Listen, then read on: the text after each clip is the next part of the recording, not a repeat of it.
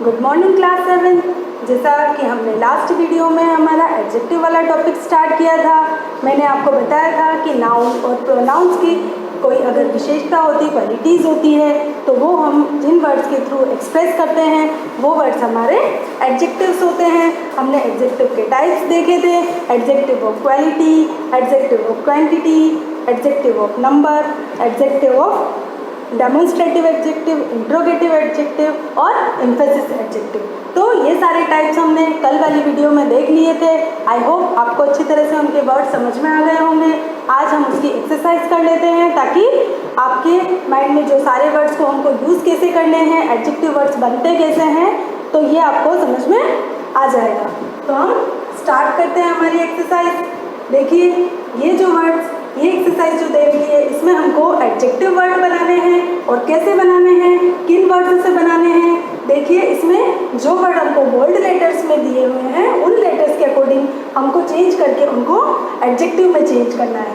अब वर्ड्स से हमको एडजेक्टिव में वर्ड कैसे चेंज होगा वो हम हर सेंटेंसेस के साथ हर एक वर्ड को चेंज करके आपको यहाँ सिखाएंगे कि कैसे हम चेंज कर सकते हैं इन वर्ड्स को एडजेक्टिव्स में।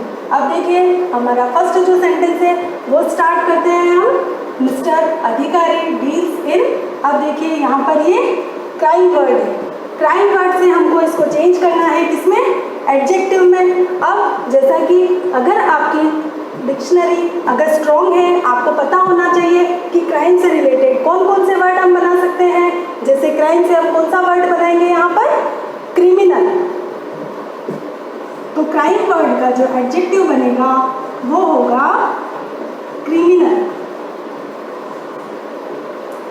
इजी है, वैसे ये वर्ड आपने सुना होगा, आपके लिए कोई न्यू वर्ड नहीं है, तो इजीली आपको इसमें चेंज करना समझ आ जाएगा। अब नेक्स्ट हमारा सेंटेंस हम देखते हैं। His death was caused due to an accident. It was an blank death. अब देखिए बोल्ड लेटर में हमको इस सेंटेंस के अंदर कौन सा वर्ड दे रखा है, तो बोल्ड लेटर के अंदर हमको एक्सीडेंट वर्ड दे रखा है। तो जो एक्सीडेंट वर्ड है उसका अगर हम एडजेक्टिव में चेंज करेंगे तो क्या वर्ड बनेगा, तो देखते हैं हम। एक्सीडेंट वर्ड का जो एडजेक्टिव वर्ड बनेगा वो होगा एक्सीडेंटल।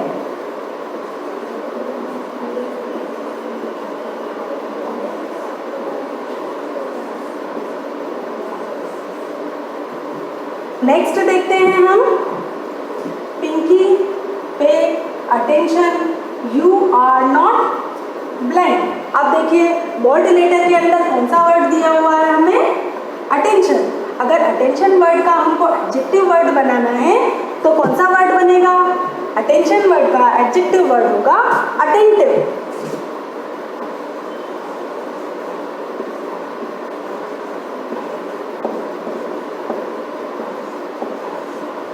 आप जब तक प्रैक्टिस नहीं करेंगे तो ये न्यू वर्ड्स आपको बनाने में प्रॉब्लम हो सकती है, पर आप कंटिन्यू वर्ड्स देखते रहें, चैप्टर्स पढ़ते रहें, न्यू वर्ड्स देखते रहें तो आपके लिए ये सब इजी हो जाएगा। वी मस्ट, कशन, निक, वी मस्ट बी। अब देखिए यहाँ पर बोल्ड लेटर में हमको कौन सा वर्ड दिया हुआ है, कशन। और जो कशन वर्ड का एडजेक्टिव अगर हम बनाएंगे तो वो बनेगा कशन, CAUTIOUS।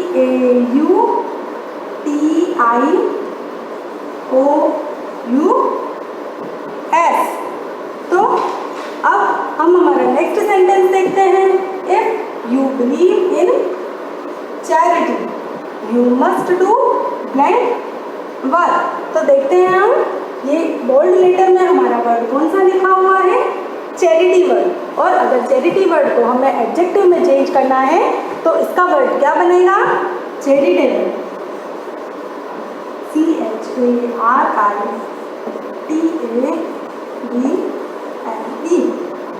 नेक्स्ट देखते हैं हम। I have no money to buy you jewellery so don't try to attract me to it. अब देखिए बोल्ड लेटर में कौन सा वर्ड दिया हुआ है, अट्रैक्ट। तो अगर हम एट्रैक्टिव वर्ड से एडजेक्टिव बनाएंगे तो वो हमारा वर्ड बनेगा attractive.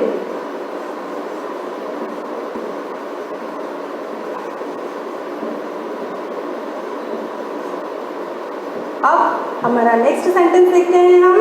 The road was full of danger, it was a blank road. अब देखिए यहाँ पर बोल्ड लेटर में क्या वर्ड लिखा हुआ है, डेंजर। तो अगर डेंजर वर्ड का हमको एडजेक्टिव वर्ड बनाना है तो क्या बनेगा, डेंजरस। कुछ वर्ड्स तो आपको रीड करते ही खुद ही आपके मन में आ रहे होंगे कि डेंजर वर्ड का डेंजरस होता है, तो ये इजी वर्ड्स हैं, आपको प्रैक्टिस से आ जाएंगे। अब देखते हैं हमारा नेक्स्ट सेंटेंस क्या है। It is said haste makes waste, so let us not be. Haste means होता है फास्ट। अगर इसका हम हैस्ट वर्ड जो हमारा बोल्ड लेटर में दे रखा है उसको हमको एडजेक्टिव में चेंज करना है, तो हैस्ट वर्ड का जो एडजेक्टिव वर्ड होगा वो होगा hasty.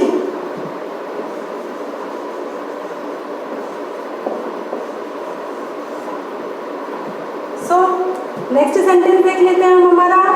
Check and see if I have fever, I am feeling. तो जैसा कि मैंने अंडरलाइन किया है, हमारा जो वर्ड है जिसको हमें एडजेक्टिव में चेंज करना है वो है फीवर, और फीवर का जो एडजेक्टिव वर्ड बनेगा वो है फेवरिश, FEVERISH।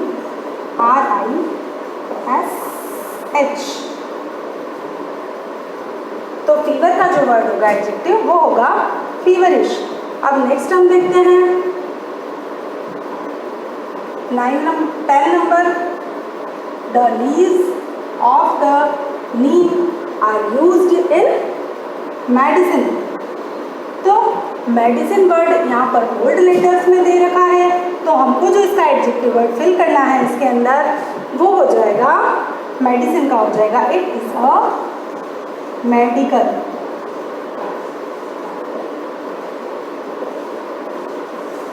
MEDICAL। अगर आपको क्लियर नहीं नजर आ रहा है तो मैं आपको स्पेलिंग रिपीट कर देती हूँ, MEDICAL, मेडिकल। फिर से हम देख लेते हैं सारे वर्ड्स को।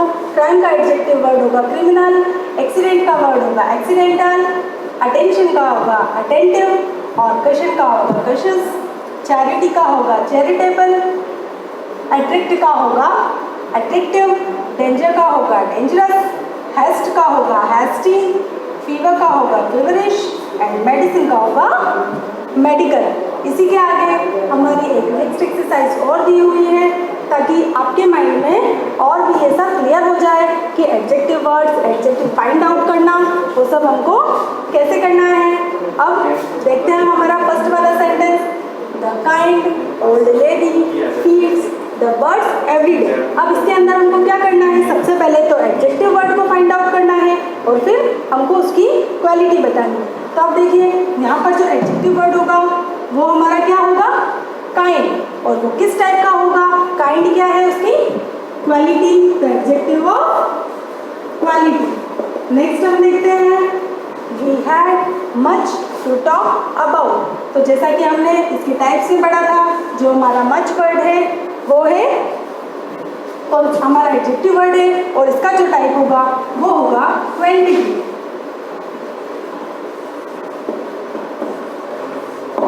उसी तरह नेक्स्ट देखते हैं these people are our neighbour. जो दीज वर्ड है वो हमारा एडजेक्टिव वर्ड है, और ये किस टाइप का है, डेमोन्स्ट्रेटिव।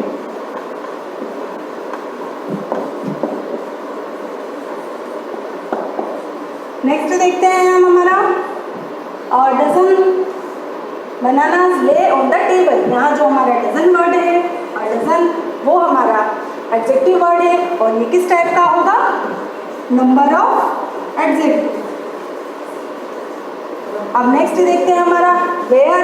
जैसा कि इसको देखते ही आपको पता चल रहा होगा कि ये इंटरोगेटिव वर्ड्स है, तो इसके अंदर ये कौन सा टाइप हमारा हो जाएगा, इंटरोगेटिव।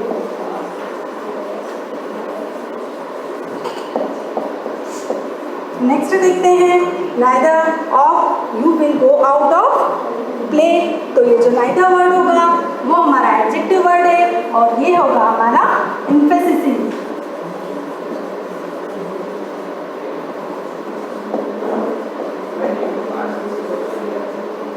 अब नेक्स्ट हम देखते हैं हमारा जो नेक्स्ट वर्ड है 7 every. Indian must do is duty. तो जो एवरी वर्ड है वो हमारा एडजेक्टिव वर्ड है। और कौन सा टाइप है ये हमारा, तो ये भी होगा इन्फेसिस। नेक्स्ट देखते हैं what a Sunny and windy. अब देखिए यहाँ पे सनी और वाइंडी ये हमारा एडजेक्टिव वर्ड है। तो ये कौन सा एडजेक्टिव का टाइप है, तो ये होगा क्वालिटी।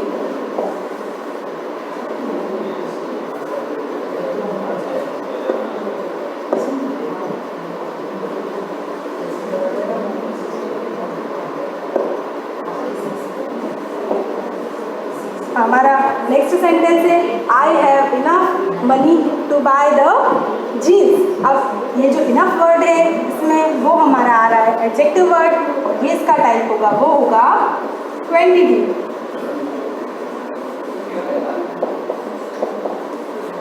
नेक्स्ट हमारा देखते हैं हम leave on that.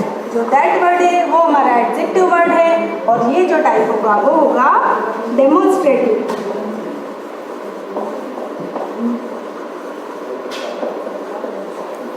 So dear students, ये दोनों एक्सरसाइज आई होप आपको अच्छे से समझ में आ गई होगी, और एडजेक्टिव जो सारे वर्ड से फाइंड आउट करना और उसके टाइप्स आपको समझ में आ गए होंगे। Thank you.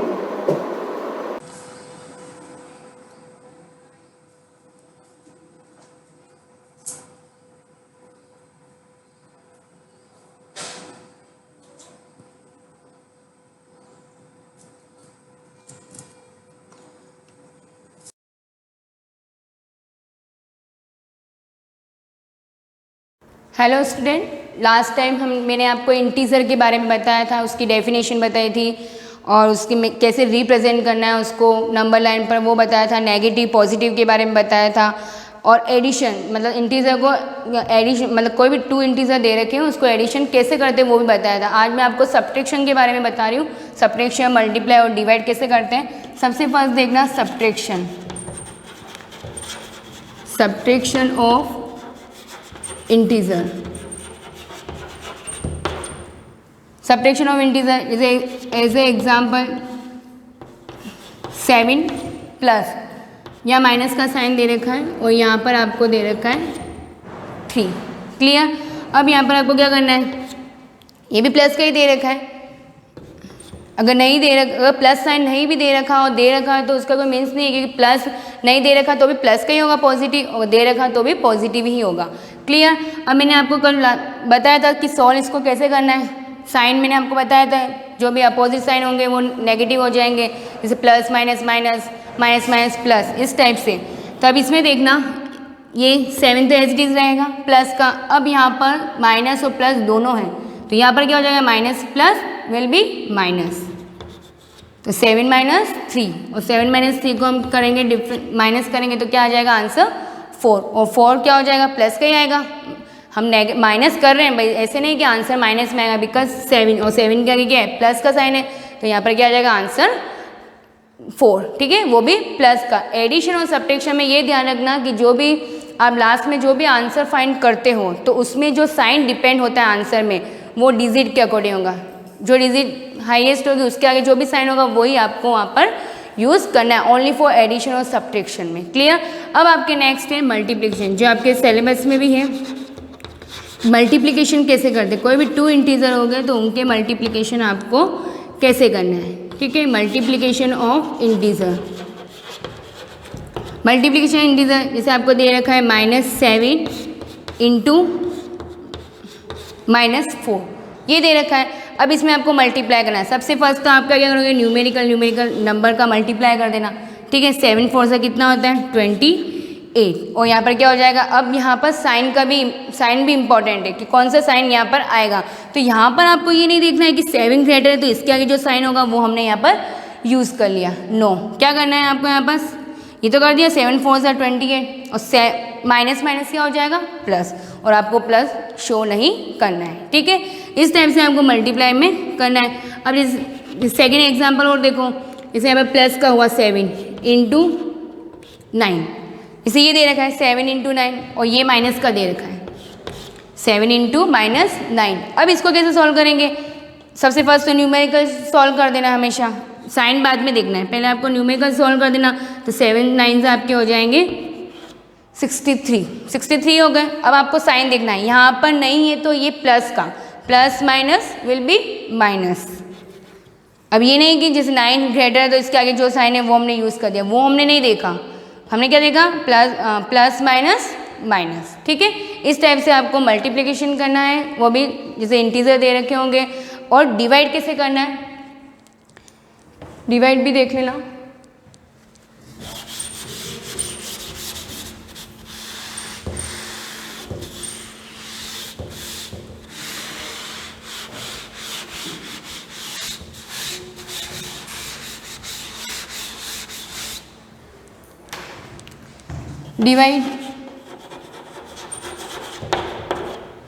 Divide of integer, divide करना है। जैसे आपको कोई क्वेश्चन दे रखा होगा 45 माइनस 45 डिवाइडेड बाय माइनस 9, इस टाइप से आपको कोई क्वेश्चन दे रखा होगा। ठीक है, अब ये माइनस का है, ठीक है, और ये भी माइनस का है, तो इसको आप फर्स्ट में क्या करोगे, डायरेक्ट ऐसे डिवाइड शो नहीं करना है, क्योंकि अब 7th में आ गए हो तो डिवाइड आपको ऐसे शो नहीं करना है, डायरेक्ट कट करना है। जैसे फ्रैक्शन मैंने आपको पढ़ाया था ना, उसमें कैसे हम सिंप्लीफाई करते थे उसको सेम टेबल से कट करके, तो इसको भी डायरेक्ट आपको करना है। ऐसे नहीं कि 9 का डिवाइड करके यहाँ पर ऐसा कुछ शो करना है, नहीं करना है। आपको यहाँ पर क्या करोगे, -45 अपॉन, सबसे फर्स्ट तो इसको फ्रैक्शन फॉर्म में लिख देना, अपॉन की फॉर्म में लिख दो। ठीक है, माइनस, डोंट इग्नोर साइन। ठीक है, ये ध्यान रखना कि इसमें आपको साइन इग्नोर नहीं करना है। ठीक है, अब यहाँ पर क्या हो जाएगा, पहले न्यूमेरिकल डिवाइड है तो डिवाइड कर दो 9 की टेबल से डायरेक्टली, 5 टाइम ये सोल्व हो रहा है। ठीक है, 5/1 होगा, बट 1 तो आपको लिखना ही नहीं है, तो 5 हो जाएगा। और माइनस माइनस क्या होता है, इसमें भी आपको ये देखना है कि minus minus will be plus, तो प्लस आपको यहाँ पर नहीं लिखना है। ठीक है, इस टाइप से आपको डिवाइड सॉल्व करना है। अगर यहाँ पर एक प्लस का होगा एक माइनस का होगा तो आंसर किस में आ जाएंगे, माइनस में। दोनों प्लस के हुए तो आंसर किस में आ जाएंगे, प्लस के। ठीक, दोनों आंसर प्लस में होंगे तो प्लस में आ जाएगा। ठीक है, तो इस टाइप से आपको इसको सॉल्व करना है। तो अब आपके आगे देखना एक्सरसाइज हम स्टार्ट करते हैं। जैसे 1.1 में देखना, फर्स्ट ही आपके मल्टीप्लाई द फॉलोइंग। अब इसमें ही दे रखा है 0 and 30। अब एंड है, क्वेश्चन ही दे रखा है मल्टीप्लाई, तो इसका मीन्स एंड के प्लेस पे आपको क्या करना है, यूज मल्टीप्लाई साइन। इसे 0 and 30, क्वेश्चन ही मल्टीप्लाई का है तो 0 into 30। और you know very well, if any digit multiply by 0 the answer will be 0। Answer क्या आता है, 0 आता है। किसी भी डिजिट को आप 0 से अगर मल्टीप्लाई करते हो तो आंसर क्या आता है, 0 ही आता है। तो इसका आंसर भी क्या आ जाएगा, 0। और इसमें कोई साइन तो दे नहीं रखा है, तो हम यहाँ पर 0 के, वैसे 0 के आगे कोई साइन आपको यूज़ करना भी नहीं है। क्लियर, जैसे कोई अब मल्टीप्लाई, अब जैसे आपके -12 and 0 ये भी हो जाएगा आपसे। अब ये दे रखा है आपके, इसी में देखना 25 माइनस इंटू 8। ठीक है, अब यहाँ पर माइनस का है और एक प्लस का, तो क्या हो जाएगा यहाँ पर 25 का आपको 8 टाइम टेबल बोलना है, तो ये आ जाएगा आंसर 200। ठीक है, 25 इज 200 और साइन कौन सा आ जाएगा, माइनस प्लस माइनस। ठीक है, इस टाइप से आपको ये क्या करना है, मल्टीप्लाई करना है। ये आपके 1.1 का फर्स्ट क्वेश्चन, 2 मैंने करवाए, 2 आपको करना है। ठीक है, इसमें आपको सी वाला करना है एक तो, और एक आपको करना है एफ वाला। क्लियर, अब आपके सेकंड क्वेश्चन भी यही है, find the product of the each of the following. इसमें भी सेम ऐसे ही है, ये फर्स्ट सेकंड बी सी ये सब सेम ऐसे ही है, आपको ऐसे इसको मल्टीप्लाई करके करना है। मतलब फर्स्ट क्वेश्चन में तो आपको एंड दे रखा था, तो उसके प्लेस पे हमने इनटू का साइन किया, मल्टीप्लाई साइन यूज़ किया। अब सेकंड में तो ऑलरेडी दे रखा है, तो आपको डायरेक्ट इसको मल्टीप्लाई करना है। अब जैसे आपके ट्रिपल वाला दे रखा है, ट्रिपल मल्टीप्लाई कैसे करेंगे वो भी देख लो। जैसे ये तो 2 के मल्टीप्लाई, इसके साथ एक डिजिट और आ जाए तो क्या करोगे, पहले 2 का करना है, उसके बाद लास्ट में जो आंसर है उसका थर्ड वाले से कर लेना है। पर ये भी देख लेना है कि साइन कैसे करना है।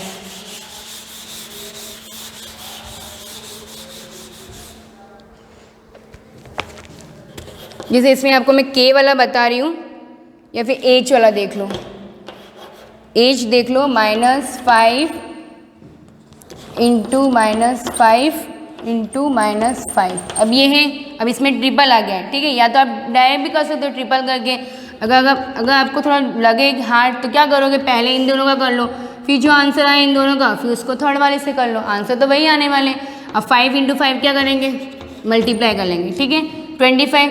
और इसका अब इन दोनों के साइन देख लो एक बार, माइनस माइनस प्लस, ठीक है, प्लस हो गया तो आपको प्लस यूज़ करना ही नहीं। अब यहाँ पर ये रह गया, इसको एज इट इज़ लिख दो भलिया, और फिर इन दोनों का मल्टीप्लाई कर लो 125 और प्लस माइनस माइनस, तो ये इसके आंसर। जैसे ट्रिपल वाला आ जाए 4 टाइम आ जाए तो भी आप 4 टाइम में कैसे करना, जैसे इसके साथ एक और ऐड हो गया तो ऐसे कर सकते हो आप, इन दोनों का मल्टीप्लाई, इन दोनों का मल्टीप्लाई, इन दोनों के जो आंसर आते हैं उन दोनों का मल्टीप्लाई, मतलब आपको जैसा सुटेबल लगे वैसे आपको मल्टीप्लाई करना है, ठीक है। बट साइन ध्यान रखना कि साइन कैसे होगा, minus minus plus, plus minus minus, ऐसे करना है, ठीक है। तो ये आपके सेकंड क्वेश्चन भी कंप्लीट हो जाएगा। उसके बाद थर्ड आपको नहीं करना है, ठीक है, थर्ड रहने देना।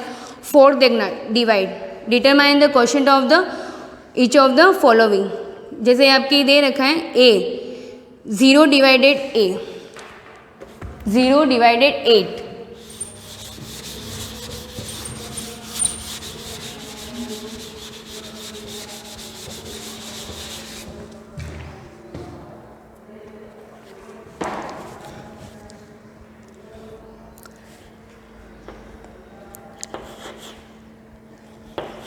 Zero divided 8।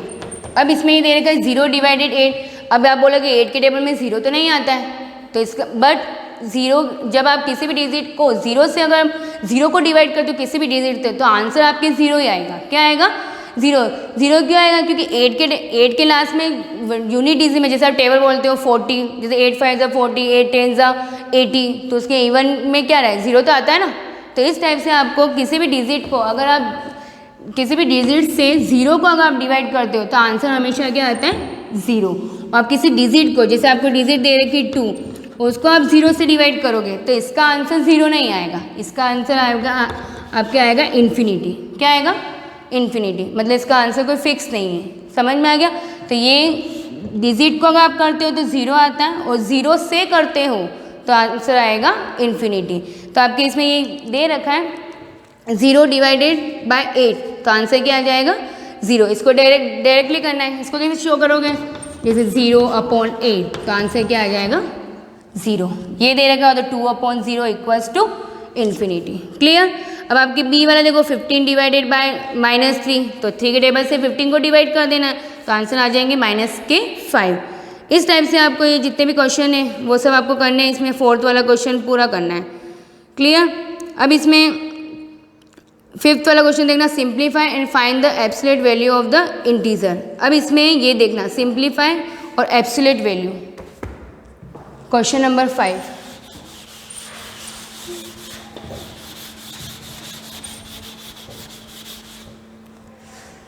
Question number question number 5 में देना एब्सोल्यूट वैल्यू। एब्सोल्यूट वैल्यू क्या होती है, ये हमेशा पॉजिटिव होती है, मतलब इसके जो भी आंसर होंगे वो हमेशा पॉजिटिव में आएगा। अगर कोई भी नेगेटिव दे रखा हो तो उसको भी पॉजिटिव में करना है, और जो पॉजिटिव होगा तो वो तो ऑलरेडी पॉजिटिव ही रहेगा।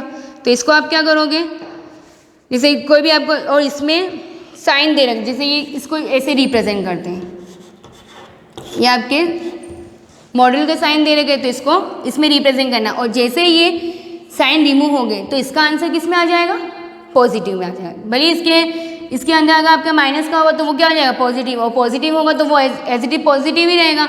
अब जैसे 20, अब इसमें जैसे दे रखा है 20 डिवाइडेड -5। क्लियर। अब इसको आप कैसे सॉल्व करोगे, जैसे फर्स्ट डिवाइड का साइन है तो हमें इसको सॉल्व करना है, 5 के टेबल से 20 को 4, ठीक है। अब साइन किसका आएगा, प्लस माइनस माइनस। अब मैंने आपको क्या बोला था कि इसको हमें साइन रिमूव करना, और जैसे साइन रिमूव होगा तो वो आंसर किस में आ जाएगा, पॉजिटिव में, तो इसका आंसर आ गया पॉजिटिव में 4। ठीक है। तो ये इस टाइप से आपको एब्सोल्यूट वैल्यू फाइंड करनी है। इसमें आपको एक तो बी वाला कर लेना है, ठीक है। बाकी सी और डी मैं आपको नेक्स्ट क्लास में कंटिन्यू कर दूंगी, और फिर 6, 7, 8, 9 ये मैं आपको नेक्स्ट क्लास में पढ़ाऊँगी, ठीक है। Thank you.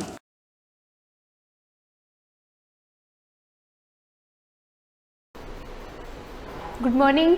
Nutrition in animals का पार्ट 2 कंटिन्यू करेंगे। पार्ट 1 तक मैंने पढ़ाया था जिसमें न्यूट्रिशन लेने के स्टेप देखे थे हमने कि न्यूट्रिशन जो लेते हैं हम फूड को जो लेते हैं अंदर, तो उसमें स्टेप बाय स्टेप देखा था, इंजेशन, डाइजेशन, एब्जॉर्प्शन, एसिमिलेशन और लास्ट छोड़ा था इजेशन।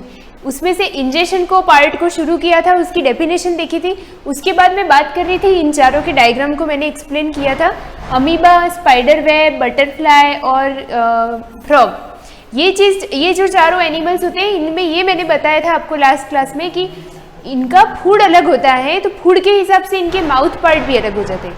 जैसे बटरफ्लाई और मॉस्क्यूटो, ये दोनों क्या लेते हैं, लिक्विड चीज़ को अपना फूड के रूप में लेते हैं चीज़ को अंदर, तो इनके हिसाब से इनका माउथ पार्ट जो होता है वो उस हिसाब का होता है। मतलब मॉस्क्यूटो और बटरफ्लाई दोनों क्या लेते हैं, जैसे बटरफ्लाई होता है तो वो नेक्टर सक करता है, फ्लावर का नेक्टर लेता है, और मॉस्क्यूटो जो होता है वो ब्लड को सक करता है। तो दोनों का माउथ पार्ट इस तरह से होता है जैसे ट्यूब लगी होती है, तो उस ट्यूब की हेल्प से वो अपना फूड को खींच सकते हैं। जैसे स्ट्रॉ की हेल्प से हम लिक्विड को अंदर खींचते हैं, एज सेम लाइक उनके माउथ में एक ऐसे ही नली या ऐसा ट्यूब होता है जिसकी वजह से वो अपने फूड को एब्जॉर्ब कर लेते हैं, खींच लेते हैं।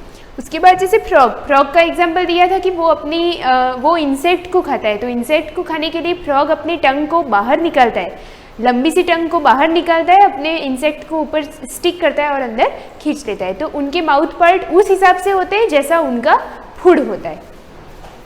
इन अमीबा फॉल्स फूड यानी pseudopodium is used to engulf the, यहाँ पे लिखा है कुछ पार्टिकल फिगर ए, मतलब ये इनगल्फ द बैक्टीरिया समझ लो, मतलब ये कि यहाँ पर जो अमीबा बैठा हुआ है यानी अमीबा जो है उसके क्या बना देता है, वो अपने अंदर स्यूडोपोड बना देता है। स्यूडोपोड मीन्स जहाँ पे उसको फूड दिखेगा वो ऐसे स्यूडोपोड बना देगा। स्यूडोपोड मतलब कैविटी बनाने की कोशिश करेगा। कैविटी बनाने से क्या होगा, फूड अंदर कैप्चर हो जाएगा और वो फूड को अंदर ले लेगा। That's called स्यूडोपोड। स्यूडोपोड को क्या बोलेंगे हम, फॉल्स फूड। ये एक साइंटिफिक टर्म है स्यूडोपोड। कॉमनली आप समझ जाओ इसको फॉल्स फूड बोलते हैं। फॉल्स फूड क्योंकि अमीबा के अंदर रियल में उसके एक्चुअली पैर नहीं होते हैं, वो अपने पैर बना देता है, कभी भी बना देता है, कहीं भी वापस अंदर ले लेता है, इसलिए उसको ट्रू फूड ना बोल करके उसको क्या बोलेंगे हम, फॉल्स फूड, जैसा कि इसका पिक्चर ए दे रखा है। ठीक है, सेकेंड पॉइंट हम लेते हैं, spider waves a web two catch the prey. जैसे एक स्पाइडर होता है, स्पाइडर यानी मकड़ी जो होती है, वो अपने शिकार को पकड़ने के लिए अपने चारों तरफ एक जाल को बुनती है ना, वेब, जो इजीली दिखाई भी नहीं देता। ऐसा वेब बनाती है जिसके अंदर कोई भी छोटा इंसेक्ट जो इसके खाने जैसा होगा वो उसमें जाके फंस जाएगा। जैसे छोटे छोटे मच्छर फंस जाते हैं, छोटे इंसेक्ट फंस जाते हैं, फंसने के बाद ये इजीली उसको जाके कैप्चर कर लेगा क्योंकि वो उड़ नहीं पाएगा, उसमें उसके पैर फंस जाते हैं। तो ये चीज़ हो गई। उसके बाद थर्ड ले देते हैं, butterfly uses its feeding tube to suck nectar from flower. मतलब ये कि बटरफ्लाई जो होती है वो बटरफ्लाई अपने फीडिंग ट्यूब से फूलों के रस को चूसती है।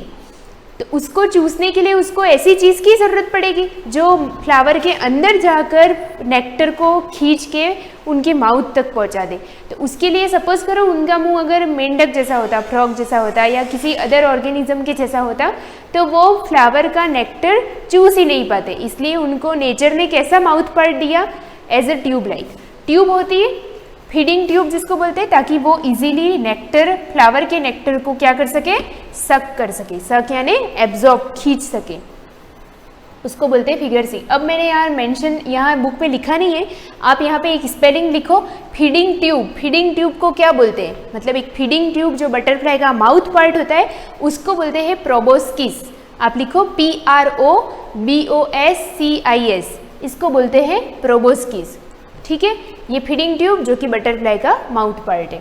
The mosquito feeding on the blood of animals and obtain through their feeding tube by sucking as well as. Mosquito की बात करते हैं, जैसे बटरफ्लाई अपनी ट्यूब से ब्लड को नेक्टर को सक करता है, उसी तरह से मॉस्किटो ब्लड को सक कर सकता है। किसकी वजह से, फीडिंग ट्यूब की वजह से। उसके अंदर भी माउथ में होती है ना, जैसे ट्यूब होती है, वो ट्यूब इतनी बारीक होती है कि वो जब हमारे अंदर डालता है तो हमें सुई की तरह चुभती है। A frog uses its tongue to catch its food. मैंने बता दिया, फ्रॉग इस तरह से अपनी टंग को बाहर निकाल के अंदर इंसेक्ट को ले लेता है। A starfish get its food in amazing method. Starfish का कुछ अलग ही है, अमेजिंग मेथड से वो अपना फूड अंदर लेता है। इंटरेस्टिंग है।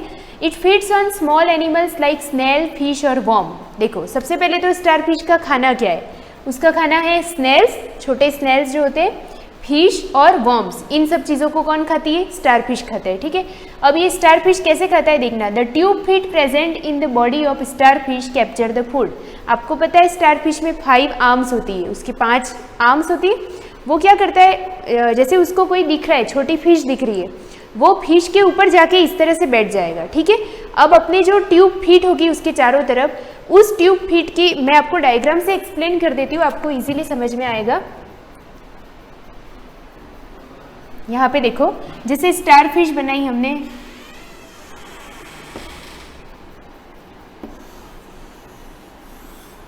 रफ डायग्राम बता रही हूँ आपको समझने के लिए। जैसे इसकी कितनी आर्म्स होती है, 5। ये थोड़ा सा गलत बन गया, आप समझने के लिए समझ जाओ इसको। 3 आर्म्स बनाई हमने। ये क्या करता है, इसके नीचे जहाँ पर बैक्टीरिया है, सपोज ये बैक्टीरिया है यहाँ पर, तो ये बैक्टीरिया के जाकर ऊपर ऐसे बैठ जाएगा। बैठने के बाद क्या करेगा, ये 5 आर्म्स जो है, ये आर्म्स अपने अंदर कर्व करके इस फूड बैक्टीरिया पार्टिकल या जो फिश होती है, जो छोटे स्नेल होते हैं, उन स्नेल को ऐसे इस 5 आर्म से वो अंदर कैच कर लेगा, पकड़ लेगा। पकड़ने के बाद वो क्या करेगा, अपने अंदर अपना जो नीचे का स्टमक पार्ट होगा, वहाँ की सेल्स होती है कुछ इस तरह की, इस तरह से सेल्स होगी वहाँ पर, वो सारी सेल्स क्या करेगी, ऐसे खुल जाएगी। यानी वो मसल्स जो होगी वो एक तरह से कॉन्ट्रैक्ट और रिलैक्सेशन का काम करेगी। थोड़ी देर ऐसे कॉन्ट्रैक्ट रहेगी, जैसे ही उनको लगेगा कि नीचे फूड पार्टिकल है, नीचे कोई फिश है, तो वो ऐसे फ्री होके वो फूड पार्टिकल को अंदर कैच कर लेगी। जैसे ये पड़ा हुआ है, इसके ऊपर ये अपनी पोजीशन सेट करेगा और इसको अंदर से खींच लेगा और इस तरह से फूड पार्टिकल इसके अंदर आ जाएगा। ये चीज़ समझने की है। अब हम लैंग्वेज को देख लेते हैं। यहाँ पे क्या दे रखा है, ये या दे रखा है कैप्चर द फूड। अपनी ट्यूब फीट, अपने फीट के जरिए वो present in the body of star fish, अपनी बॉडी पर जो ट्यूब फीट लगे हुए उसकी मदद से वो फूड को कैप्चर कर लेता है। Now the star fish pops out it's stomach through its mouth and wrap the stomach around the captured animal. मैंने जो स्ट्रक्चर बनाया था ये यहाँ से समझते हैं। Now the star fish pops out it's stomach, मतलब ये कि वो अपना थोड़ा सा स्टमक का जो पोर्शन होता है, या ये कहे कि स्टमक की जो बाहर वाली मसल्स होती है, उनको थोड़ा सा पॉप आउट करता है और आउट करके मतलब बाहर निकाल के उस फूड को अंदर खींच लेता है। And wrap the stomach around the captured animal, मतलब उस एनिमल को अपने स्टमक की वॉल से अराउंड रैप कर लेता है। रैप यानी लपेट लेता है और अंदर खींच लेता है। The stomach is then withdrawn into the body, the stomach is then withdrawn into the body where the food is digested. अब वो स्टमक में आ गया फूड, तो अब स्टमक का काम क्या है, फूड को डाइजेस्ट करना।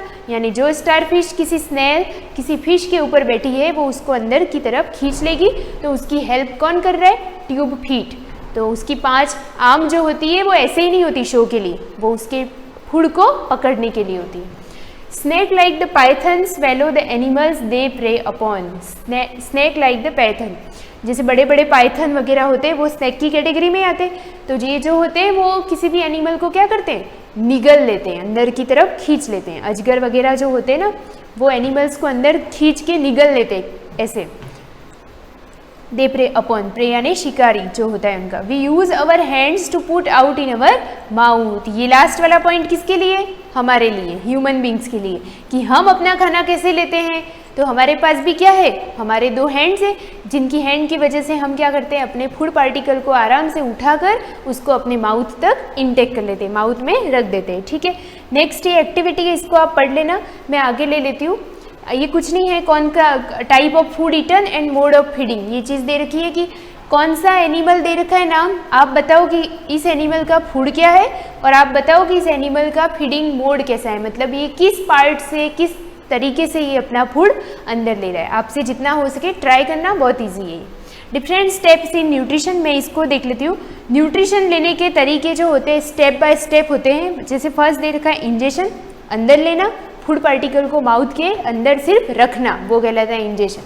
सेकेंड है डाइजेशन, जो फूड हमने खाया उसको डाइजेस्ट कर दो, पचा दो।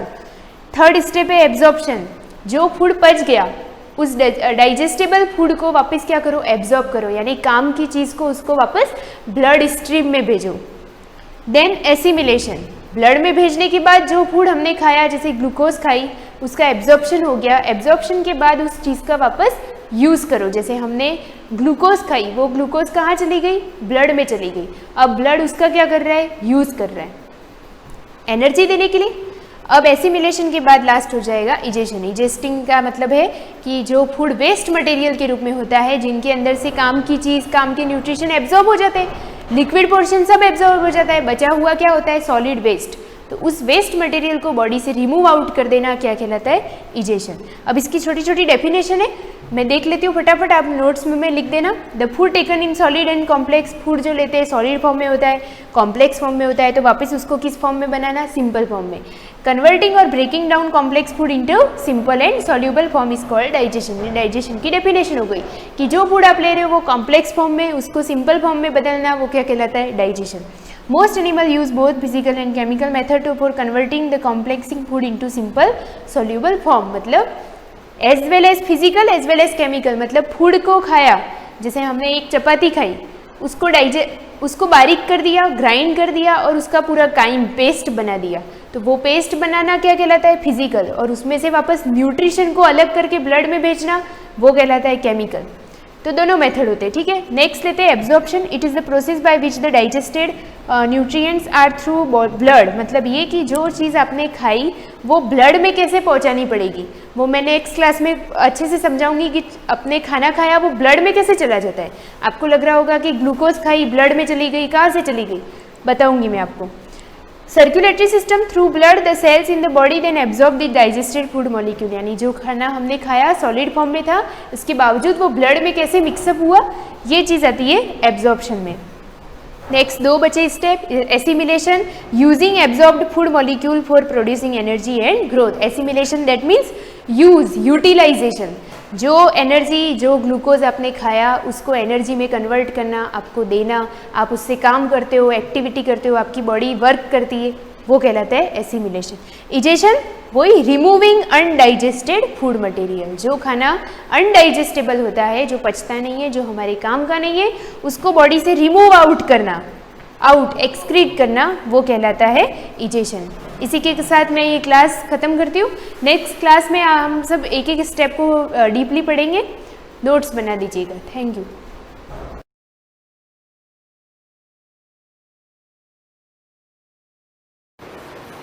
गुड मॉर्निंग स्टूडेंट्स, हम लेसन 2 पढ़ रहे थे, राइज ऑफ रीजनल किंगडम्स।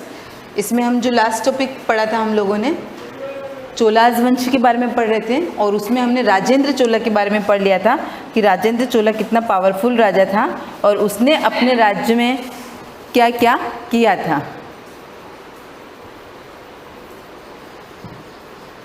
अब राजेंद्र चोला का जो पुत्र राजाराज चोला के बारे में पढ़ लिया था हमने, और राजाराज चोला का जो पुत्र आता है राजेंद्र चोल, उसने अपने समय में क्या क्या किया है उसको हम पढ़ेंगे। Rajendra Chola completed the conquest of Sri Lanka. अब राजेंद्र चोला ने क्या किया था, श्रीलंका के ऊपर विजय प्राप्त की थी। He also crossed the river Ganga in the north and defeated Mahipala. अब इसने क्या किया, रिवर गंगा नदी को पार कर दिया था एंड डिफीटेड महिपाला। महिपाला नाम का जो राजा था उसको इसने हरा दिया था। द रूलर ऑफ बंगाल, जो कहाँ का राजा था, बंगाल का। एंड दस एश्यूम द टाइटल ऑफ गंगईकोंड। अब ये बात ऊपर आ गई थी कि जो कोई इस पार्ट को विजिट कर लेगा, उसका जो उसके आसपास का जो पार्ट है रिवर गंगा का, उसके ऊपर उसका कब्जा हो जाएगा। तो उसने किसके ऊपर विजय प्राप्त की, श्रीलंका के ऊपर विजय प्राप्त की। गंगा रिवर का जो क्षेत्र था उसके ऊपर भी उसने विजय प्राप्त कर ली। तो इसको एक टाइटल दिया गया था, एश्यूम द टाइटल गंगईकोंड। क्या टाइटल दिया गया, गंगईकोंड। किसके लिए दिया, और कनकर ऑफ द गंगा, जिसने गंगा के ऊपर विजय प्राप्त कर ली उसको क्या कहा गया, गंगईकोंड कहा गया। He laid the foundation of a new capital city near Tanjore. इसने अपनी एक नई कैपिटल सिटी बनाई थी जिसका नाम क्या था, जो किसके पास में थी, तंजौर के पास में थी। गंगईकोंड चोलपुरम, जिसका नाम क्या था, Gangaikonda Cholapuram. To commemorate this victory, इसकी विजय, कॉमेमोरेट का मतलब क्या दे रखा है, इसकी विजय के उपलक्ष्य में इसने एक नई कैपिटल बनाई थी। और इसको ये उपाधि क्यों दी गई थी, क्योंकि इसने गंगा रिवर के ऊपर विजय प्राप्त की थी। The successor of Rajaraja first and Rajendra Chola continued fighting with the neighbouring kings. अब ये लोग क्या करते हैं, आपस में अपनी शक्ति को बढ़ाने के लिए युद्ध करते ही रहते हैं। तो इन्होंने भी क्या किया, ये भी आपस में अभी तक फाइटिंग कर ही रहे थे अपने क्षेत्र का विस्तार करने के लिए। ऐसे में क्या हुआ, जब बार बार हम युद्ध करते हैं तो आपके पास जो खजाना है वो क्या होता है, धीरे धीरे खाली होता जाता है। तो इनका भी यही हाल हुआ यहाँ पर, धीरे धीरे इनकी जो ट्रेजरी का मीन्स होता है इनका खजाना, और इनकी जो सेना थी वो क्या हो गई, अब धीरे धीरे कम होने लग गई। ऐसे में क्या हुआ, इनके शासन का धीरे धीरे क्या हो गया था, पतन हो गया था, डिक्लाइन हो गया था, अंत हो गया था। The successor of Rajaraja first and Rajendra Chola continued fighting with the neighbouring kingdom. Neighbouring का मतलब आसपास के जो भी राज्य थे। This had a huge impact on the royal treasury. इसका ह्यूज का मतलब बड़ा या विशाल कह सकते हैं। इसका बड़ा प्रभाव किसके ऊपर पड़ा, द रॉयल ट्रेजरी का मतलब खजाना, and weekend army and military resources. धीरे धीरे क्या हो गया, इनके आर्मी जो थी वो क्या हो गई, कमज़ोर हो गई, मिलिट्री के जो सोर्सेज थे वो भी ख़त्म हो गए थे। तो अब इनकी जो पावर थी वो क्या हो गई, धीरे धीरे ख़त्म हो गई थी। Ultimately the empire decline around the 13th century. Ultimately उसको कह सकते हैं कि मतलब कि लगभग 13th सेंचुरी के एंड तक इनका क्या हो गया था, डिक्लाइन का मतलब पतन हो जाना। यानी कि अब चोला वंश का यहाँ पर क्या हो गया था, पतन हो गया था। राजाराज चोला का वंश भी खत्म हो गया था, राजेंद्र चोल का वंश भी खत्म हो गया था। अब इनके बारे में कुछ इंस्क्रिप्शंस लिखे हुए थे, यानी कि चोल साम्राज्य ने क्या क्या काम किया है वो देखते हैं। The most important source of information about the Cholas are the inscription. इन्होंने क्या क्या काम किए, इस सोर्स का पता हमको चोला के जो इंस्क्रिप्शन है उससे अपने को पता चलता है। This inscription tell extensively about the ancestral information of the rulers. क्या दे रखा है, एनिस्ट्रियल का मतलब इनके जो पूर्वज थे, इसके बारे में इंफॉर्मेशन पता चलती है। Next the military achievement of the rulers. उन्होंने कौन कौन से सैनिक शक्तियाँ प्राप्त की थी, कौन कौन सी उपलब्धियाँ उनको मिली थी, उसका पता चलता है। The administrative details of land grants, revenue collections and donator. उसके अलावा एडमिनिस्ट्रेटिव डिटेल, उनकी प्रशासनिक व्यवस्था कैसी थी, ग्रांट्स लैंड ग्रांट्स का मतलब अनुदान लेना, टैक्स। रेवेन्यू कलेक्शन वही राजस्व इकट्ठा करना, एंड डोनेशन किस किसने कब किस किस को दान दिया था, उन्होंने कैसे दान दिया, कब दान दिया, वो सारी चीज़ें हम इसके अंदर देखते हैं। उसके अलावा और कुछ पॉइंट्स दे रखे हैं, द डिस्क्रिप्शंस ऑफ डोनर। उसके अलावा किस किसने दान दिया था और इन्होंने किसको दान दिया था उसका डिस्क्रिप्शन भी मिलता है। उसके अलावा other than the king and receiver of this donate दे रखा है, राजा ने किसको डोनेट किया था या फिर किस किसने प्राप्त किया था, उन सभी की सूची भी इसमें मिलती है। The function of village assemblies, art and craft and trade guilds. उसके अलावा उनके गांव में कौन कौन सी सभाएं होती थी, किस प्रकार से कलाएं थी, लोग क्राफ्ट का कौन कौन से काम करते थे, कैसे व्यापार करते थे, सारी चीज़ें भी हमको कहाँ मिलती हैं, चोला वंश का जो इंस्क्रिप्शन है उसको देखकर हमको पता चलता है। अब ये कहाँ पर लिखा गया था, यानी किसके ऊपर तो लिखा गया होगा। This inscription were carved on stone. किसके ऊपर, स्टोन के ऊपर। ऑन द टेम्पल वॉल्स, मंदिर की जो दीवार होती है उसके ऊपर। एंड ऑन कॉपर प्लेट्स, और किसके ऊपर, कॉपर के प्लेट्स के ऊपर। जो लास्ट पेज अपन ने पढ़ा था उसके ऊपर पिक्चर भी दे रखा है, Chola inscription in copper plates. Copper plates के ऊपर किस प्रकार से चोला वंश के इंस्क्रिप्शन को लिखा गया था। Many such inscriptions are found on the walls of the Brihadeshwara temple. Underline कर देना, अगर आप लोगों से पूछा जाता है कि चोलास जो डायनेस्टी थी, चोला जो वंश था, उसके इंस्क्रिप्शन कौन से मंदिर से मिलते हैं, तो इसका आंसर आएगा Brihadeeswara temple. Giving detail of the military progress of Rajaraja Chola and land grants given by his mother and sisters. देखो क्या दे रखा है, giving details of military progress, उनकी सैनिक प्रोग्रेस कैसी थी, of Rajendra Chola and land grants given by his mother and sister, उनकी माता और उनकी बहन ने जो उनको अनुदान दिया था उसके बारे में भी लिखा हुआ है। Some categories of land mention in the inscription include. अब इन्होंने क्या कर रखा, कुछ कैटेगरीज डिवाइड कर रखी थी कि इन्होंने किस किस को दान दिया था, डोनेट किया था। फर्स्ट दे रखा है वैलन वेगाई। ये जो कुछ कैटेगरीज दे रखी है, रीडिंग में बहुत टफ वर्ड है, लेकिन आप उनको ट्राई करोगे तो इसका प्रोनाउंसिएशन आपको अच्छे से करना आ जाएगा। वैलन वेगाई, लैंड ऑफ नॉन ब्राह्मण पीजेंट प्रॉपर्टी राइटर्स। क्या दे रखा है, ऐसी जमीन जो गैर किसान ब्राह्मण, जो ब्राह्मण नहीं है और किसान है, ऐसे लोगों की जमीन को क्या बोला गया, Waylon वेगाई। Brahmadeya, land gifted to ब्राह्मण। क्या देखा, ब्राह्मण लोगों को दान में दी गई भूमि। Pallichchandam land donated to Jain institute, Jain संस्थाओं को दान में दी गई भूमि। Shalabhoga land for the maintenance for a school, school के मेंटेनेंस के लिए दान में दी गई भूमि। Devadana and tirumuttukkani land gifted to temples, temples के लिए दान में दी गई भूमि। तो ये सारे क्या थे, इनकी कैटेगरीज थे जो कहाँ पे मिलती है आपको, इंस्क्रिप्शन के अंदर मिलती है। अब आता है कि चोलास वंश ने कौन कौन से टेम्पल्स बनवाए थे, क्योंकि जो भी कोई राजवंश के आते हैं, अब हम लोगों को तो नहीं पता किसने कैसे शासन किया था, क्या किया था। अब हम जब कभी बाहर घूमने जाते हैं, ऐसे कोई दुर्ग देखते हैं, ऐसी कोई चीज़ें देखते हैं, तो अब हमको पता चलता है कि यहाँ पर इस वंश ने ऐसा ऐसा बनवाया था, किया था। तो ये उनका सबसे कह सकते हैं उनका जो शासन होता है उसके अंदर अपने आप को बताना है कि वो कैसा काम करते हैं। तो वो लोग क्या करते थे, जगह जगह पर मंदिर बनवाते थे। जो मुगल वंश के थे उन्होंने मस्जिद बनाई, मकबरे बनाए, जिससे उनके समय के आर्ट के बारे में हमको पता चलता है। Temples and sculptures, the Cholas rulers were active patrons of art and craft. क्या दे रखा है, एक्टिव पार्ट्रन्स, संरक्षक करता था किसके, आर्ट और क्राफ्ट के। Most of their temples were built in the Dravidian style of architecture and were the centralized of craft production। अब ये जो दे रखा है द्रविडियन स्टाइल, एक प्रकार की टेम्पल्स को बनाने की एक आर्किटेक्चरल डिज़ाइन का नाम है। तो आपको ध्यान रखना है कि कौन से स्टाइल में बनाए थे इन्होंने, द्रविडियन स्टाइल में।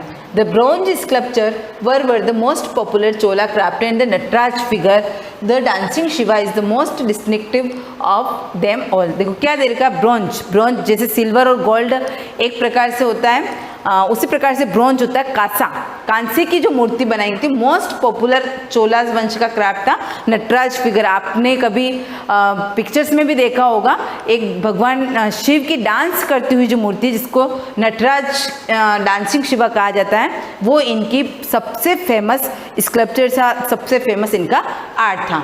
तो इसको आप अंडरलाइन कर देना यहाँ से। The bronze sculpture were the most popular Chola craft and the Nataraja figure, the dancing Shiva is the most distinctive of them all. ये जो पिक्चर है आप नेक्स्ट लेसन जो पढ़ोगे उसमें आपकी भगवान शिव की फोटो भी आएगी डांस करते हुए, उसमें आप उसको देख भी लेना। अब दे रखा है सेल्फ सस्टेनिंग टेम्पल्स, इसको हम कल के वीडियो में कंटिन्यू करेंगे। ये थोड़ा बड़ा है, एक बार आप इसको रीड कर लेना और जो मैंने अंडरलाइन करवे उसको नोट्स के लिए लिख देना। Thank you.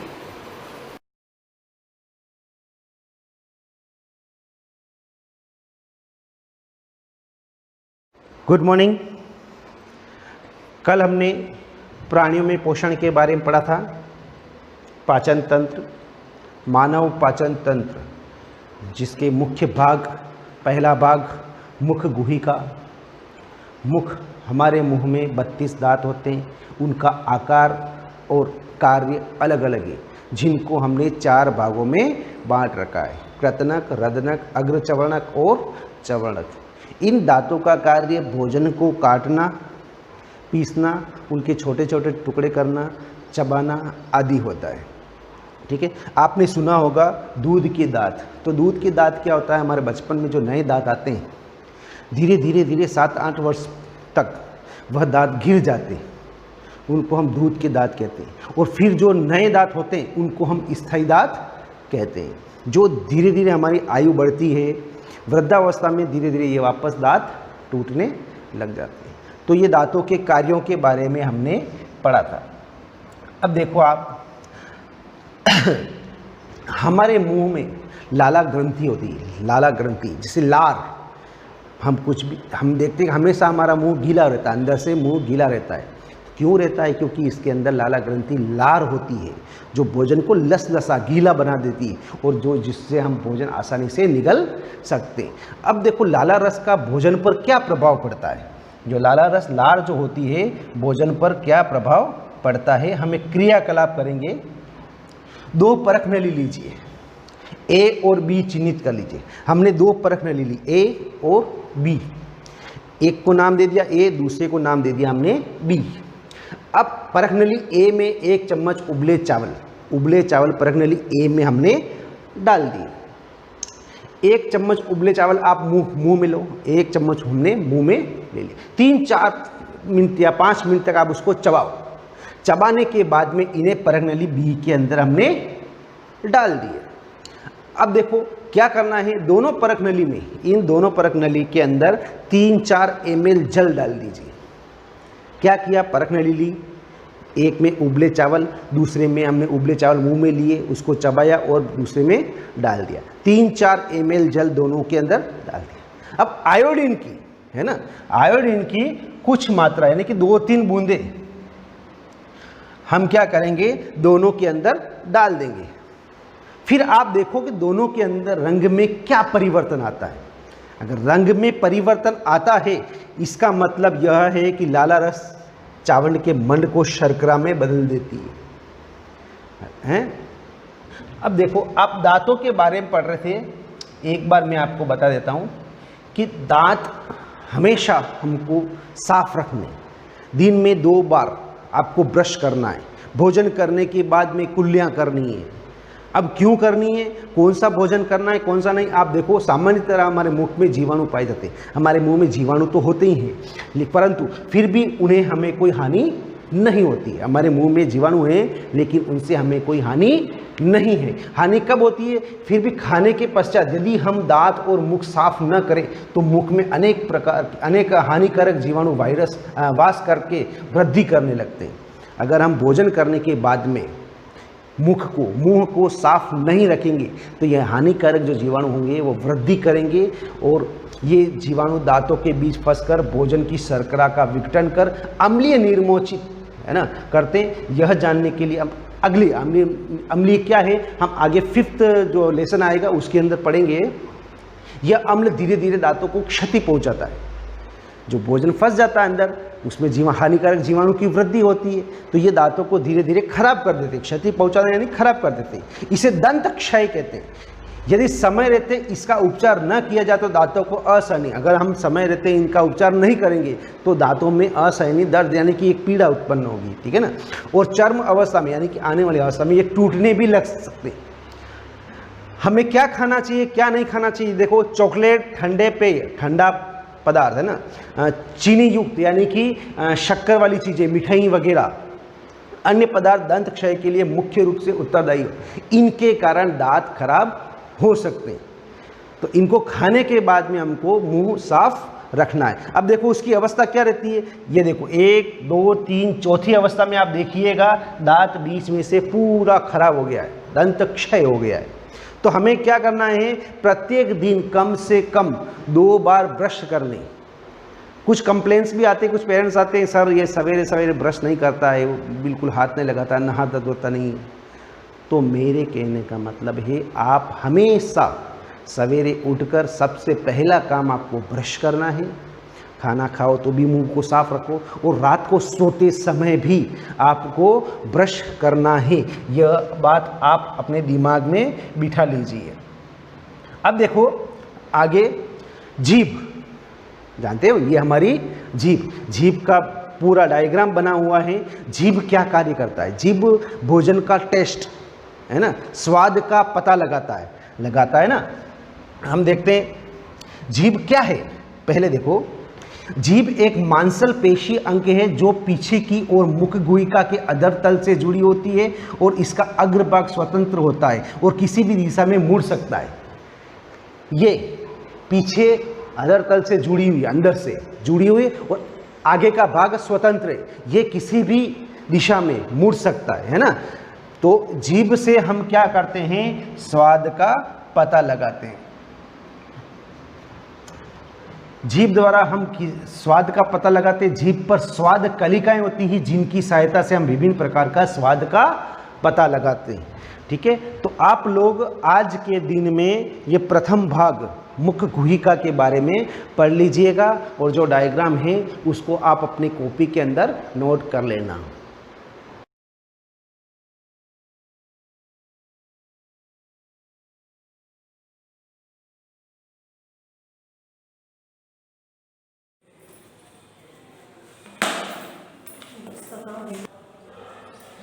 गुड मॉर्निंग बच्चे।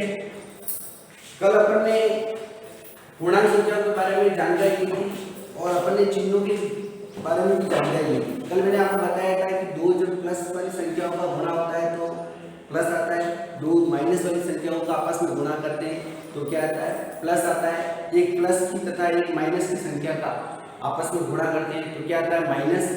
उसी प्रकार एक माइनस की संख्या का गुणा प्लस की संख्या से करते हैं तो क्या आता है, माइनस। ये बात अपन ने चर्चा की थी और प्रश्नावली 1.1 का सवाल नंबर 4 अपन ने देख लिया था। सवाल नंबर अपन 5 आज देखते हैं। सवाल नंबर 5 मोहन अपने बैंक खाते में 2000 जमा करता है और अगले दिन इसमें से 1642 रुपये निकाल लेता है। यदि खाते में से निकाली गई राशि को ऋणात्मक संख्या से निरूपित किया जाता है तो खाते में जमा की गई राशि को आप कैसे निरूपित करोगे? निकासी के पश्चात मोहन के खाते में शेष राशि कितनी थी? सीधी गणित ये है कि सवाल ये है कि मोहन के पास कुल धन कितना है, 2000 रुपये, और कुल धन को अपन प्लस में रखते हैं। अपन मान लो कि बैंक में पैसा जमा कराते हैं तो अपन अपना पैसा जुड़ता है, प्लस हो रहा है बैंक में, तो ठीक है। ध्यान रखना, मोहन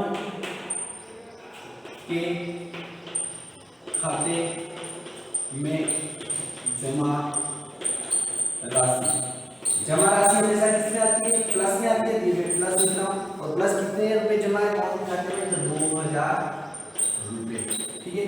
और उसने क्या किया, 1642 रुपये उसने निकाल लिए। तो जो पैसा निकाल देते हैं वो हमेशा किसमें आता है, माइनस में आता है। किसमें आता है, माइनस में। तो निकाली गई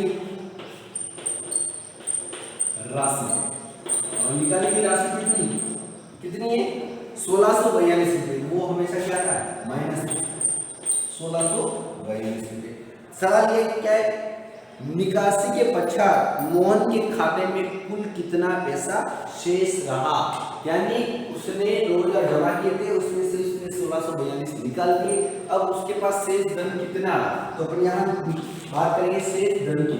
देखना है तो शेष धन, कुल धन कितना था, 2000 लिखो, और शेष धन यानी घटाना है तो 2000 में से 1642 को घटाता हूँ, और 1642 को घटाने का तरीका वो तरीका मैं आपको बता रहा हूँ कि कभी भी बाकी करनी हो तो आपको साइड में जा करके आराम से हल करना, नहीं तो आंसर आपके गलत हो सकते हैं। देखो 0 में से 2 निकलते हैं तो क्या करेंगे, हाथ से लेंगे, यहाँ जाएंगे, यहाँ पे भी 0 और यहाँ पे भी 0।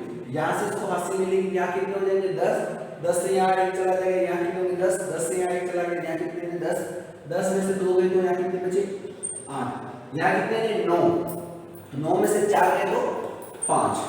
आगे यहाँ कितने लेंगे, 10 में से 1 इसको दीजिए, यहाँ पे कितने हैं 9 में से 6 गए तो 3, और यहाँ कितना है 1 में से 1 गया तो 0, ठीक है। तो 358 रुपये उसके पास क्या बचे, शेष धन राशि प्लस में आएगी क्योंकि उसके पास प्लस की राशि पड़ी हुई है, उसकी जमा राशि में से 1642 निकले हुए, ठीक है।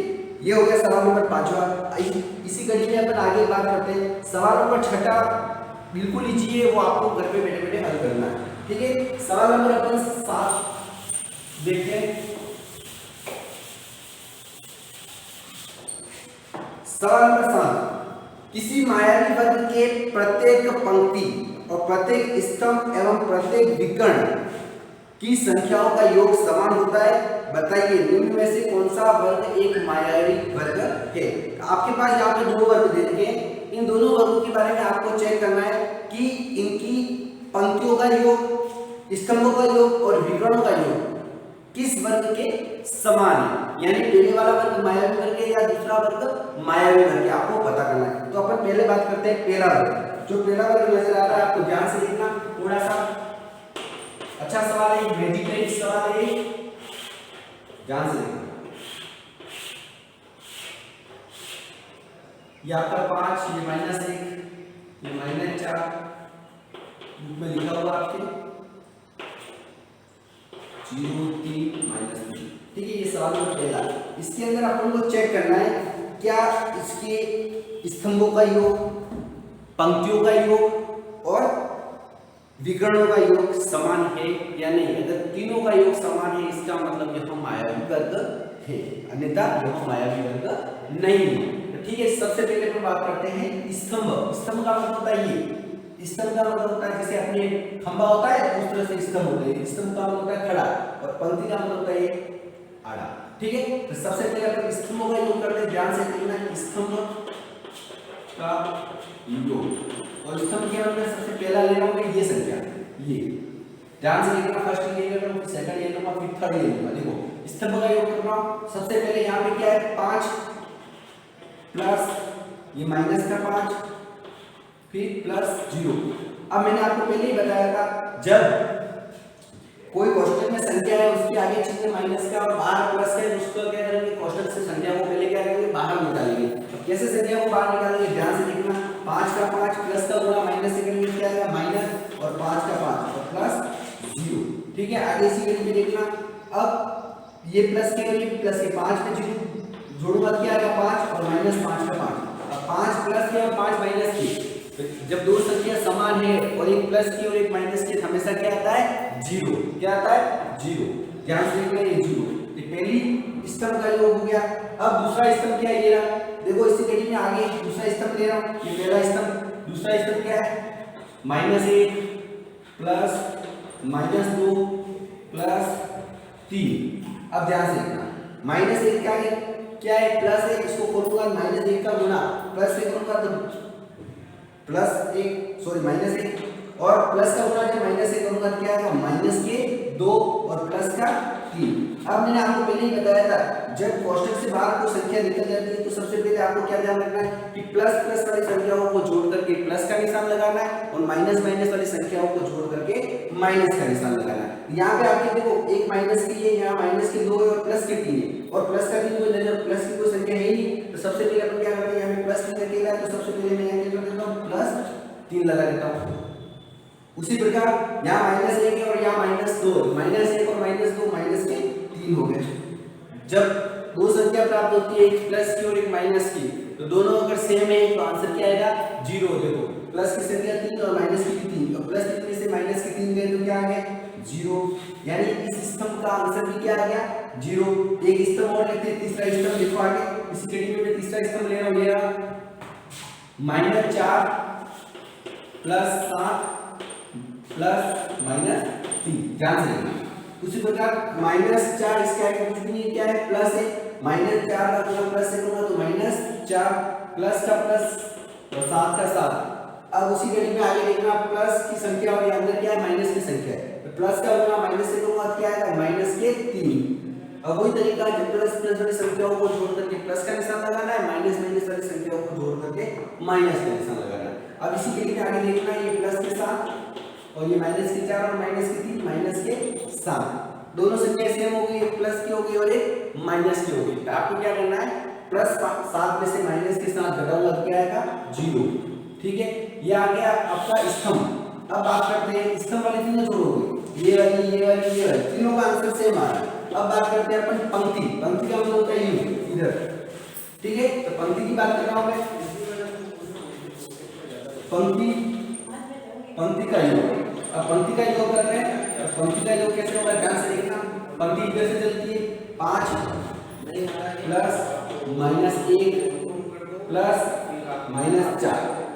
ठीक है, आगे देखना, अब 5 का 5 ठीक है और प्लस की संख्या का गुणा माइनस की संख्या से करते हैं तो क्या आता है -1।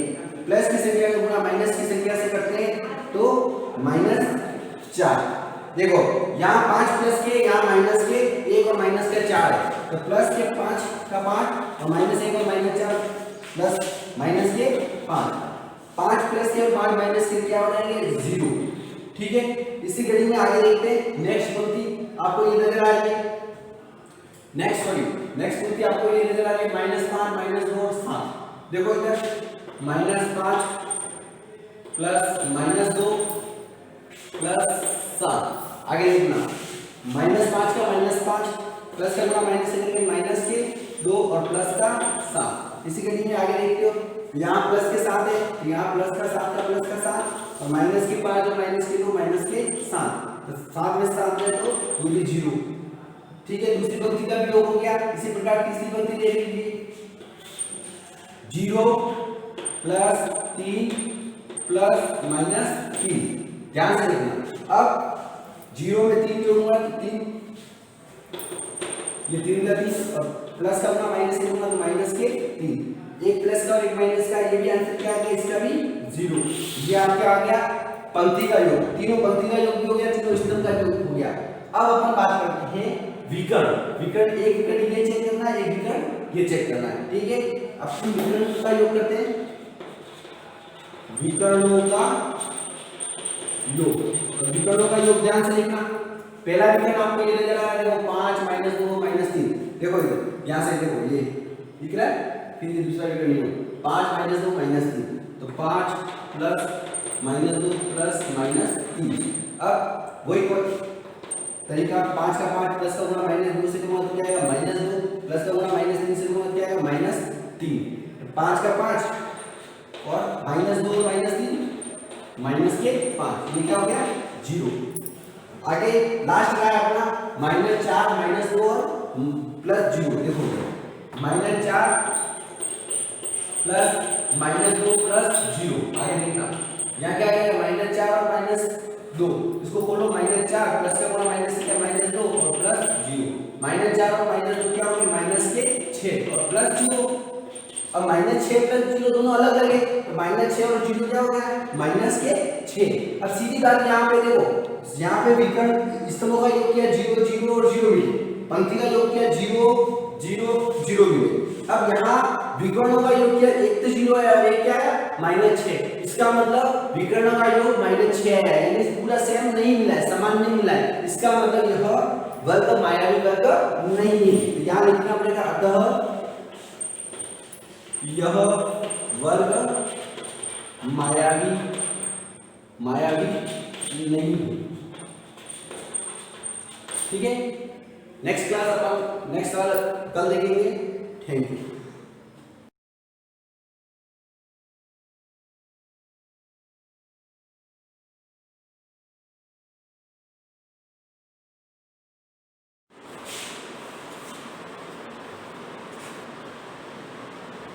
मॉर्निंग क्लास, जैसे कि अपन कल पढ़ रहे थे, मैंने प्रश्न भी दिए थे आपको 2, जैसे कि आपने पढ़ लिए होंगे। पर्यावास के बारे में अपन पढ़ रहे थे। पर्यावास क्या होता है? देखिए, पर्यावास जो है किसी भी क्षेत्र के वहाँ के पर्यावरण, वहाँ पर रहने वाले निवासियों, उनके आर्थिक एवं सामाजिक जीवन शैली से संबंधित है, जीवन शैली से है। देखो, पर्यावरण में अगर कोई परिवर्तन आएगा तो वहाँ पर रहने वाले निवासियों के में भी हलचल मची रहती है। जैसे कि यहाँ पे है कि इस काल के दौरान हुए परिवर्तनों के अंतर्गत क्या हुआ कि जंगलों की कटाई जो है वो शुरू हो गई थी। जंगल लगातार इतना आदम हो गए थे। अब उसमें क्या है कि जहाँ से वो जंगल काटे जा रहे थे, वहाँ के जो निवासी थे वहाँ पे वो अपना जीवन यापन करते थे, किसी भी माध्यम से, किसी भी आर्थिक दृष्टि से देखें तो भी वो अपना जीवन यापन करते थे। अब क्या है कि जंगलों की कटाई हो गई थी, तो उनको वहाँ रहना कठिन हो गया उनका। तो उन्होंने क्या करा, जंगलों की कटाई और खेती का इलाका बढ़ता जा रहा था, इसलिए उस समय उस क्षेत्र में क्या हुआ, परिवर्तन प्रारंभ हो गया। अब इस परिवर्तन के दौरान क्या हुआ कि बहुत सारी जमीन जो थी वो कृषि योग्य भूमि बन गई थी और बहुत सी हो गई थी जो ऐसे बंजर रह गई थी। तो क्या करा कि जो निवासी थे या वहाँ पे रहने वाले जो निवासी थे, जिन्होंने कृषि करना शुरू कर दिया, वो लोग वहीं बस गए थे। और कुछ थे जिनको ये लाभ नहीं मिला, उन्होंने क्या करा कि वो क्षेत्र छोड़ करके दूसरे स्थान पर चले गए थे। यानी कि जो लोग उस समय कृषि में लग गए थे, कृषि करने लग गए थे, उन लोगों को फायदा हुआ। उनमें देखिए, कृषकों के ये नए समूह क्षेत्रीय बाजार, मुखियाओं, पुजारी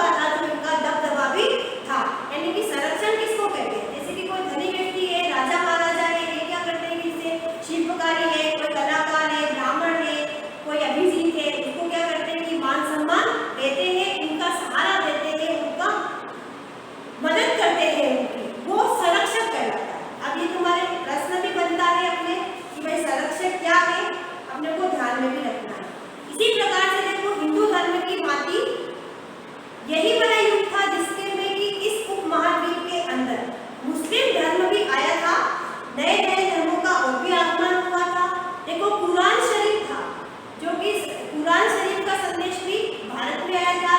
ये लगभग 7वीं सदी में भारत में आया था। कुरान शरीफ का 7वीं सदी में आने वाले जो व्यापारी थे और वहाँ पे आने वाले जो अप्रवासी जो थे, उनके जरिए ये कुरान शरीफ का संदेश जो है भारत आया था और उस समय यहाँ पर मुस्लिम धर्म के लोग भी रहने लगे थे। मुसलमान कुरान शरीफ को अपना धर्म ग्रंथ मानते हैं, जैसे अपन गीता रामायण को मानते हैं, उसी प्रकार से मुस्लिम लोग जो थे वो कुरान शरीफ जो थी उनका ग्रंथ था।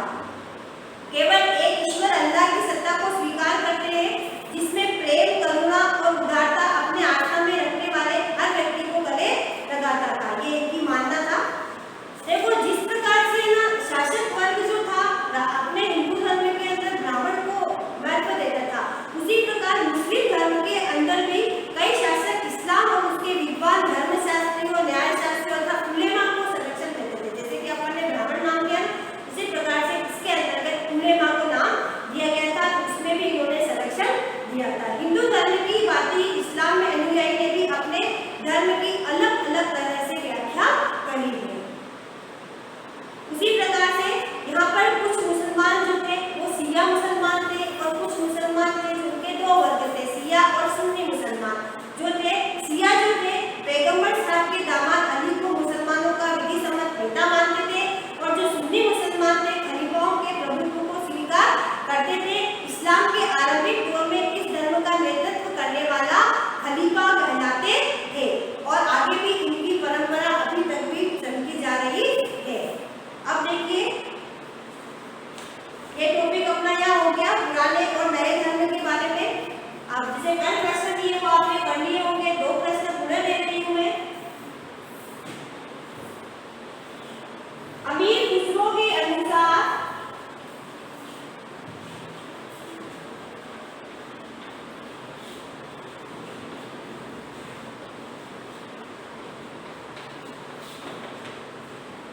देश की अलग